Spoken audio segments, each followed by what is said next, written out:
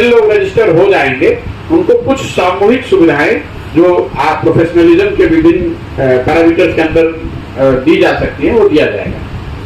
क्या आपको लगता है कि आने वाले चुनाव में आप जातीय बंधन को तोड़ने में कामयाब हो पाएंगे? तो बिहार में नहीं, देखिए जाति सिर्फ एक फैक्टर है। मैं ये रोज बात ये कहता हूँ, जाति सिर्फ एक फैक्टर है। चुनाव में वोट सिर्फ जाति पर नहीं पड़ता है। 20% यहाँ पर मुसलमान रहते हैं, मुसलमान वोटर 20% है, वो तो जाति पर वोट नहीं कर रहा है, वो तो सिर्फ इसलिए आरजेडी को वोट कर रहा है क्योंकि वो भाजपा के खिलाफ उसके पास एक ही विकल्प दिखता है, आरजेडी। इसी तरीके से समाज का एक बड़ा वर्ग है जो जाति पर नहीं वोट करता है, वो भाजपा को इसलिए वोट करता है क्योंकि वो आरजेडी को वोट नहीं कर सकता है।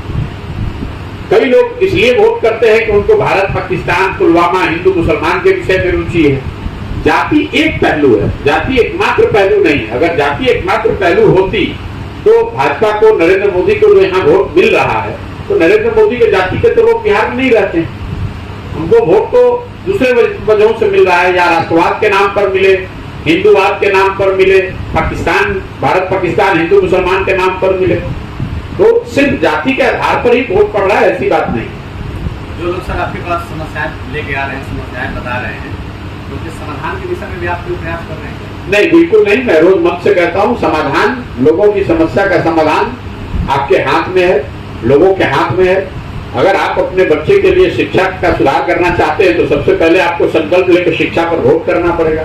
अगर आपके गांव में स्कूल नहीं चल रहा है और प्रशांत किशोर आकर अगर स्कूल बनवा भी देंगे तो उससे क्या होगा? आपके गांव में आपका बच्चा स्कूल में पढ़ने जाता है, आप उसको, वो पढ़ नहीं रहा है, वो खिचड़ी खाकर घर वापस आता है और आप उस बात की चिंता नहीं करते हैं और आप जाति पर वोट कर रहे हैं या राम मंदिर पर वोट कर रहे हैं या भारत पाकिस्तान के नाम पर वोट कर रहे हैं, तो स्वाभाविक तौर पर आपका लड़का बेरोजगार ही रहेगा, मजदूर ही बनेगा। जब वो पढ़ेगा ही नहीं तो मजदूर ही बनेगा। ये बात हमारा काम है समाज को जाकर बताना इस बात को। समाज अगर इस बात को समझेगा, इसका संज्ञान लेगा, इस पर वोट करेगा तो चीजें अपने आप सुधरेंगी। तरीके से बनाए गए बड़े नाले हैं, उसको भी कहीं ढका गया है, कहीं नहीं ढका गया है। इसकी वजह से जो ये सब बड़े नाले बने हुए हैं सड़कों के किनारे, ज्यादातर जगहों पर वो कूड़ेदान के तरह से बन गए हैं। ना घरों का पानी वहां आता है, ना उस बड़े नाले में जो पानी बरसात वगैरह का या कहीं गांव का पानी अगर आ रहा है तो वहां से पानी के निस्तारण की व्यवस्था है।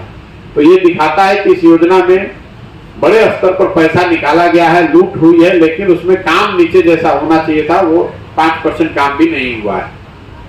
इसके साथ साथ स्वास्थ्य सेवाओं की जहां तक बात है, शिक्षा और स्वास्थ्य, शिक्षा सेवा को एक लाइन में आप समझ लीजिए कि समाज की नजर में और जो सच्चाई है, ये स्कूलों की जो परिकल्पना है लोगों की नजर में, वो खिचड़ी बांटने का सेंटर है और कॉलेज डिग्री बांटने का सेंटर है। पढ़ाई दोनों में कहीं नहीं हो रहा है, ना स्कूल में ना कॉलेज में। स्कूल में जो शिक्षक हैं, जो व्यवस्था है, जो बच्चे हैं, उसका कहीं कोई समायोजन नहीं है।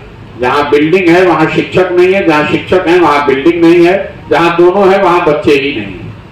तो ये जो समायोजन नहीं होने की वजह से बिहार में सिर्फ और सिर्फ उत्क्रमित विद्यालयों और नियोजित शिक्षकों के आधार पर एक शिक्षा व्यवस्था बनाई गई है, जिसमें पढ़ाई कहीं मूल में है ही नहीं। ये विद्यालय और ये शिक्षक सरकारी योजनाओं को बांटने का जरिया है, उनका माध्यम है।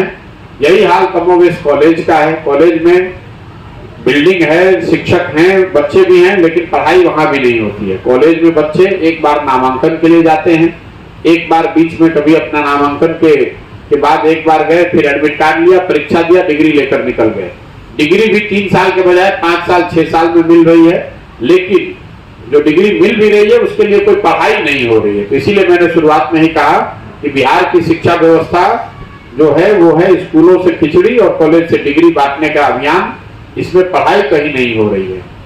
जहां तक स्वास्थ्य सेवाओं का सवाल है तो मैं ज्यादातर गांव में ही चलता हूं। मैं अनुमंडल, ब्लॉक हेडक्वार्टर या जिलों के शहरों में मैं गया नहीं हूं, इसलिए मैं जिले अस्पताल की और अनुमंडल अस्पताल की स्थिति क्या है उस पर टिप्पणी नहीं कर सकता हूं। लेकिन जिन गांव में, पंचायतों में मैं गया हूं, जहां पर sub centre, primary health centre या सब सेंटर या रेफरल हॉस्पिटल या कम्युनिटी हेल्थ सेंटर होना चाहिए, ये कहीं नहीं है।